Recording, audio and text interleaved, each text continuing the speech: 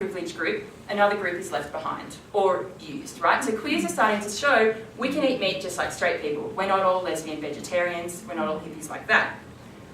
Here's another example. This is Nando's marching in London Pride. And here they say that it's worth coming out for. So again, using gay language and sounding it back to us. And they're then equating here eating animals with coming out. And so they say Nando's was extremely proud, another queer word that we use, to participate in Pride in 2012. And they also say on their website, Nando's is not just about the chicken. It's never been about the chicken. It's about the people who make the chicken. First off, obviously no one makes a chicken, right? They grow themselves. But then it's taking away the chicken from the conversation.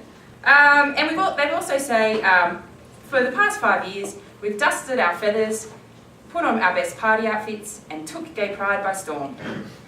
So again, they're using this joke about feathers to highlight their chicken theme. The actual chickens, again, are forgotten.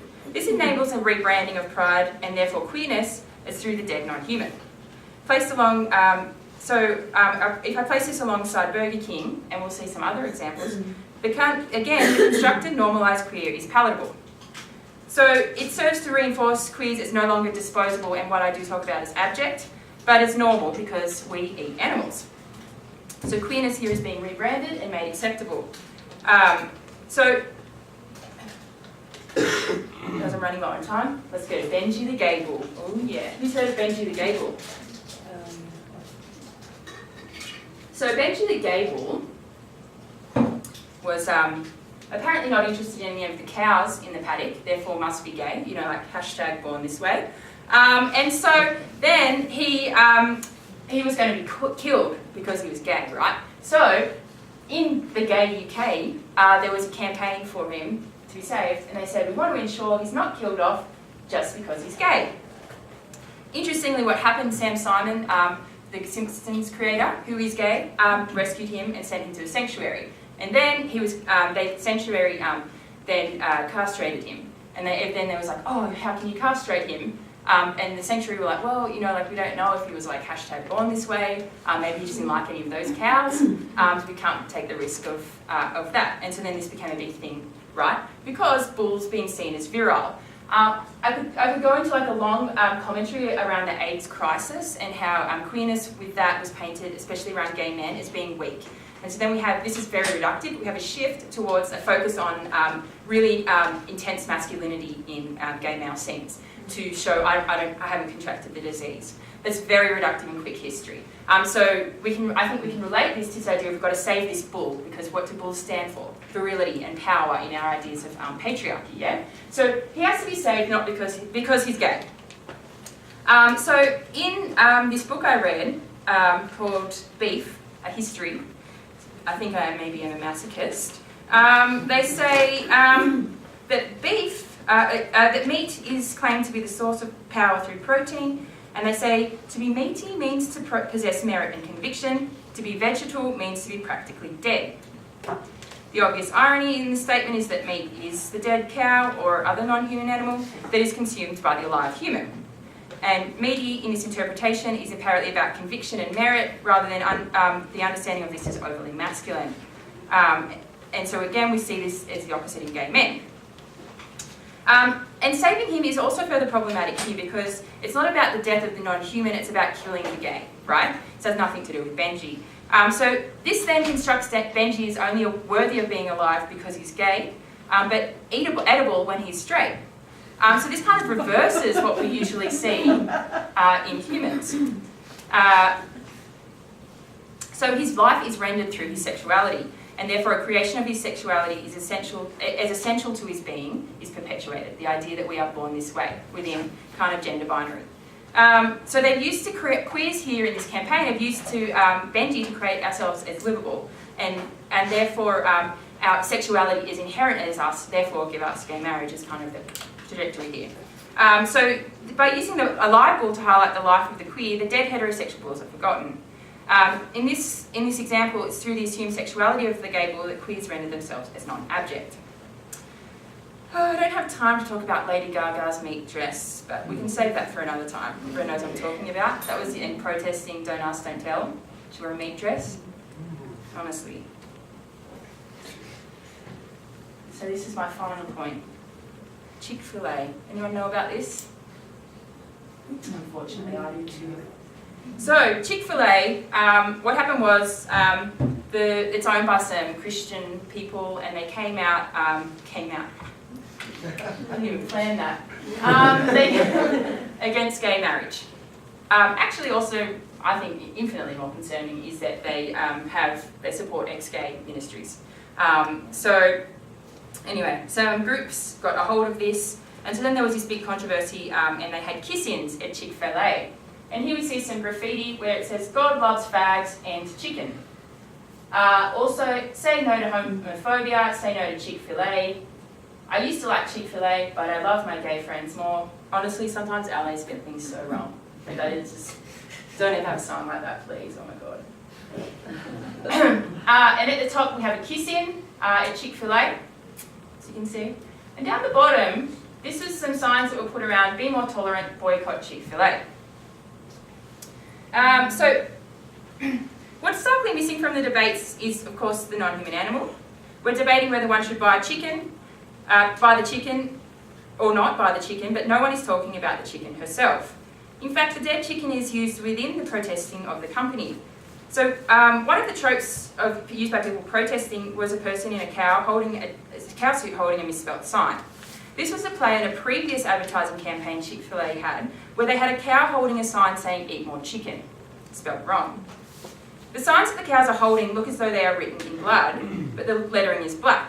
Therefore, the cows are acknowledging their own deaths via the slaughterhouse and advocating humans eat more chicken to save their own lives.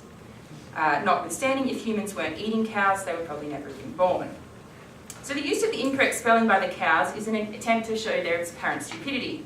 We are not meant to believe that cows could write, let alone spell correctly. This reinforces human-centric notions of intelligence and therefore eatability. The trope of the non-human who spells badly can be seen in other forms, particularly the phenomenon of cat humour on the internet, most notably the website I Can Has Cheeseburger, that showcases the images of cats with misspelled jokes. Here, non-human animals are selling themselves or selling other animals in a common trope which is a common trope in animal advertising. So have you all seen Suicide Food? The idea of animals selling themselves. Interestingly, Burger King had a similar campaign. They had a series of mad cow advertisements where somebody was sneakily eating a chicken burger. This would culminate in like a hotel. This would culminate, it was always a man, right? He's like sneakily eating this burger. And it would culminate in a cow storming in the room and mooing angrily. The guilty male, and she was like also a female cow because she was kind of curvy and like had big eyelashes, just in case you didn't know. So this would culminate in her storming in angrily as though he's cheating on her, right? The guilty male human would then try to make excuses for cheating on the cow, or cheating on the beef, I guess. The crucial difference between this series and the Chick-fil-A advertisement is with the Burger King advertisements, the cow is selling herself as dinner. So by queers using the dead chickens as their platform demanding their own lives as livable, they are again reinforcing their normative position via the animal. Within the creation of the privileged gay, worthy of marriage, the privatised animal exploitation is rendered accessible. This greasy, fatty, homophobic sandwich, as it was called, is no longer about the dead filling, but the acceptable queer.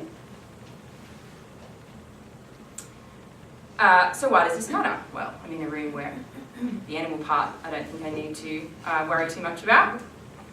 It's an issue because there's a constructed hierarchy here. Who is being utilised in the service of normativity? Animals are quite literally seen as property. Exploiting them in the name of homonormativity is an acceptable endeavour because animals are not recognised as subjects of a life. However, the use of animals to achieve normativity shows that we've a construction of human supremacy. The creation of any hierarchy is one we always need to question and tear down. As queers, instead of eating meat, we should be tearing down hierarchies, including that of what I'm calling human normativity.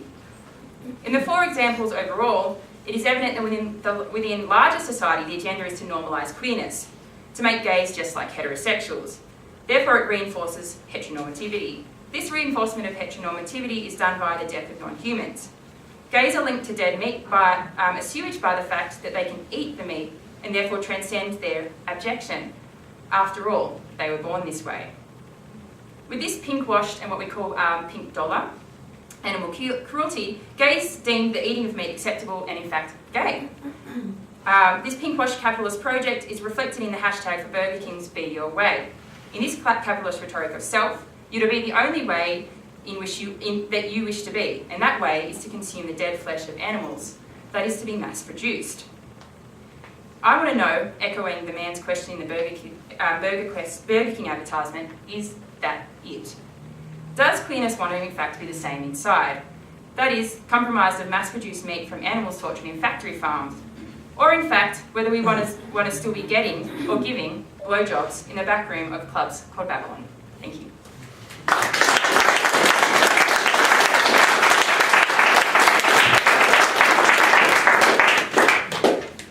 Ooh, do we have any time for questions? 5 minutes. You can run over. Yeah, that's fine.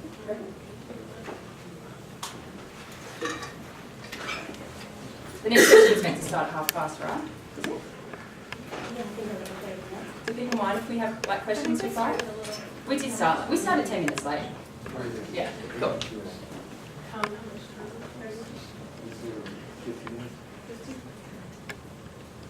We do like 15 minutes this week.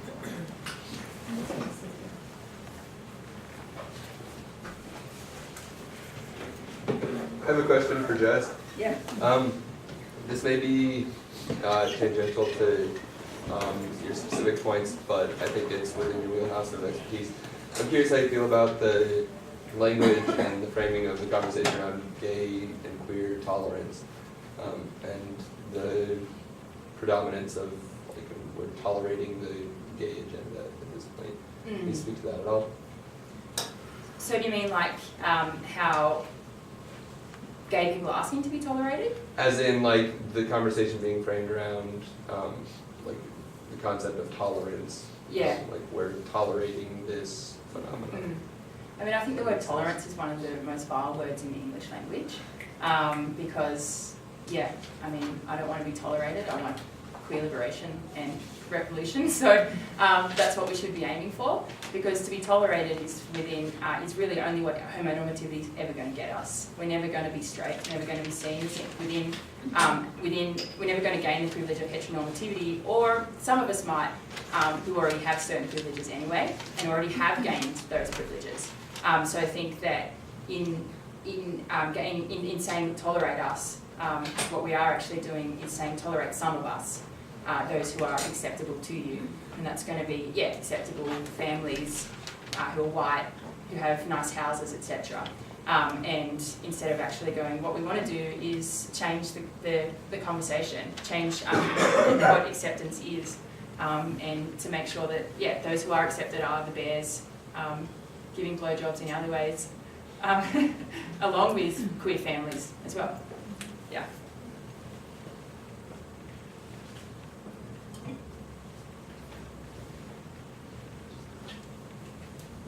I have a question for Maneka. How do you say it? Maneka. Yeah. Yeah, I was fascinated by the parallels between the education system and the attitude towards animals and how we industrialize the killing of them.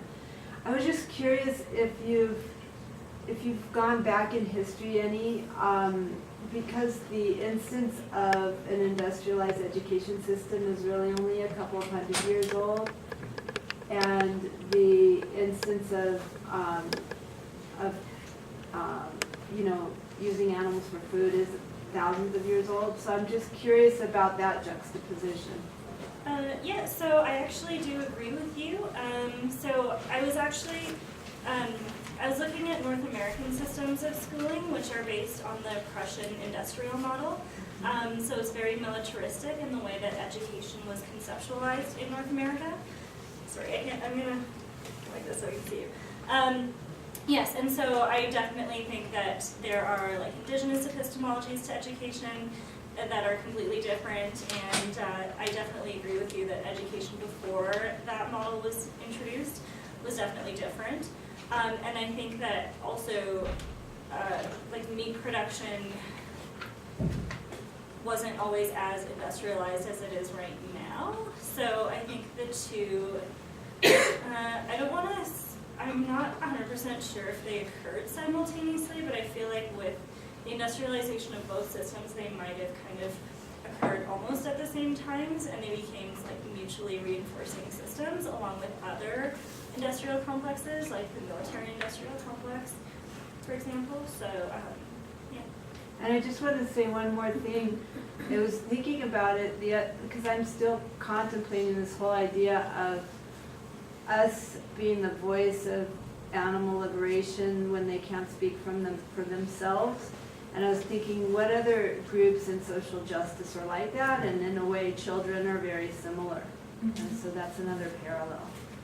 Yeah. I don't know if I like fully agree with the idea of like non-human animals not like speaking for themselves and us being their voice. I think like number one, it kind of adopts colonial mentality of like saviorism.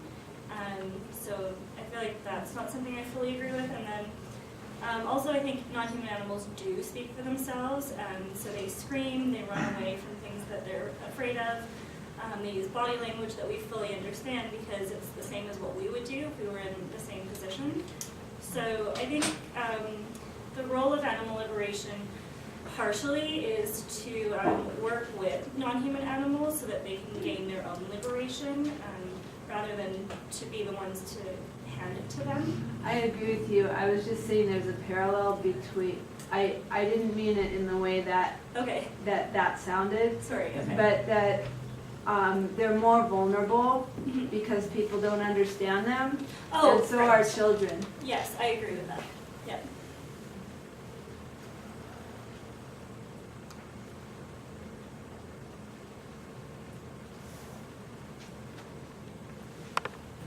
Come on, I talked about blowjobs.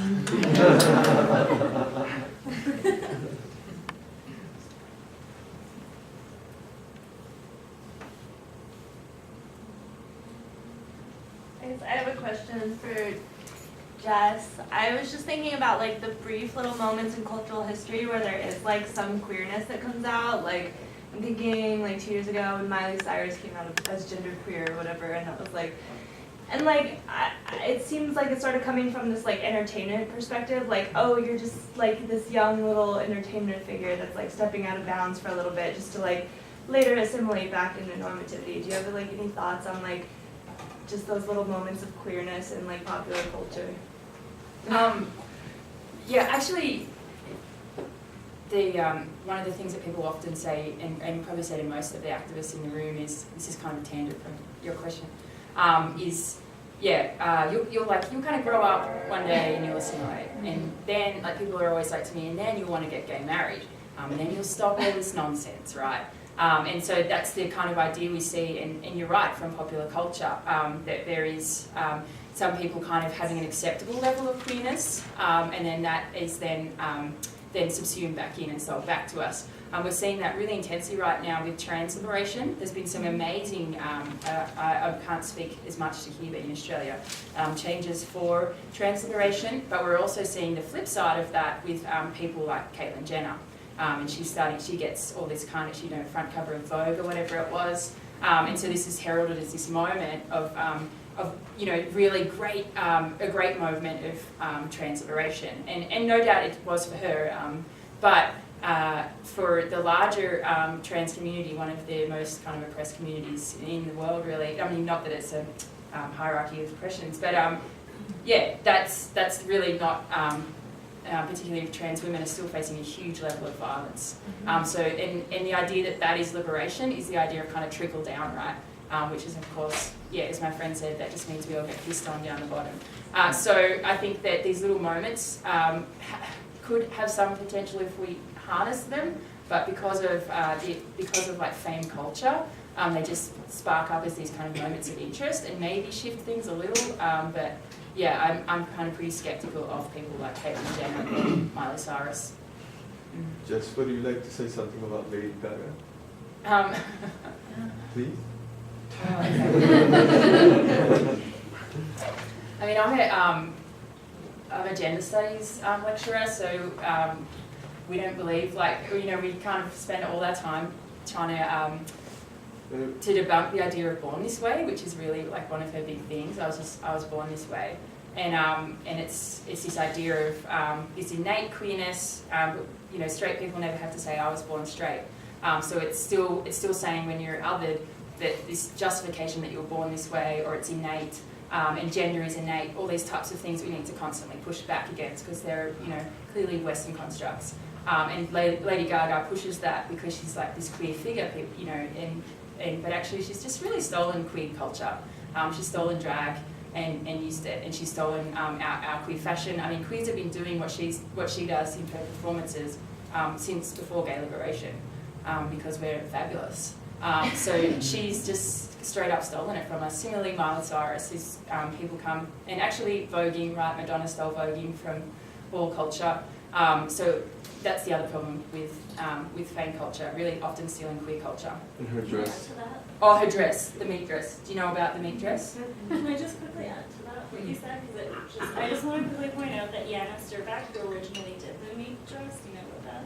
And I think the 70s. So she actually stole the idea as well. A contemporary, well, actually, I don't know if she's considered contemporary anymore. It's actually a performance art project by Yana Sturback. So I've got it here, the quote, I'll read it to you, of what she, so she wore this meat dress, and she said, I'm wearing the meat for gay people, pretty soon we'll all be meat. It really makes no sense what she's saying.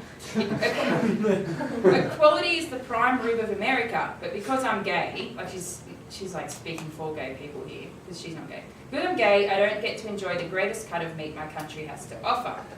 Shouldn't everyone deserve to wear the same meat dress? I do. So, I mean, it doesn't really make any sense. But yeah, she wore it at a rally trying to repeal Don't Ask, Don't Tell, if you know what that is, around gays in the military. So there was in America, there was a specific kind of legislation, is that the word we use here? Around gay people not being able to be out when they're in the military, and it was actually called Don't Ask, Don't Tell. And there was a big push to repeal that as a form of gay liberation, and it was repealed. So now, yeah, as I said, gays can go in the military and kill people, just like straight people.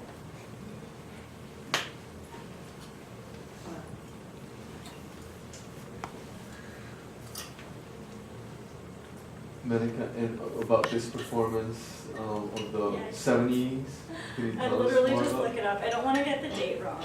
I feel like it was like early 80s or 70s, but let me just double check. Yeah, so it was Yana Sturback. I'm just gonna go. I don't like fully remember it, so I'm gonna just defer to Wikipedia here. But so it's called Vanitas, flesh dress for an albino anorectic. So yeah, sorry, I was a bit off. 1987, by Canadian artist Yana Sturback. It was first displayed in Montreal. It was very controversial. But like, I think what I just wanted to add about, you can like read about it yourself if you want, but I just wanted to add that she was not really supportive of Lady Gaga's appropriation of her work, because she was actually dealing with like a lot of things related to femininity originally in the piece, and she felt like Lady Gaga kind of like, I was going to say shat upon. So yeah, I mean, you could just probably like do your own. It was like a long time ago that I was reading about it, so I don't want to like misquote anything. Stealing other people's things. This is the original. So no one wants to challenge me in gay marriage. Usually there's always someone. Yes, you're all being on board. One more question, then we've got to wrap up.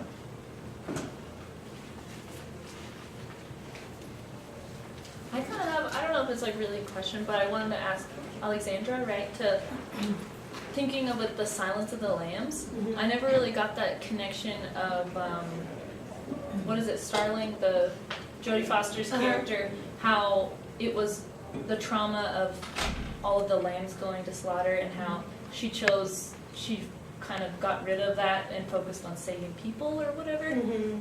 I don't know if you could speak a little more to Well, that. that's, I mean, I'm really deferring to Carrie Wolf's, interpretation of the film, and that's, an interpretation that I find compelling, that, what comes out, of her, therapy session with, Hannibal Lecter is this, Yeah. Traumatic childhood moment, and we see that, I mean, the narrative of the film shows us that, by the end, she's chosen a more appropriate,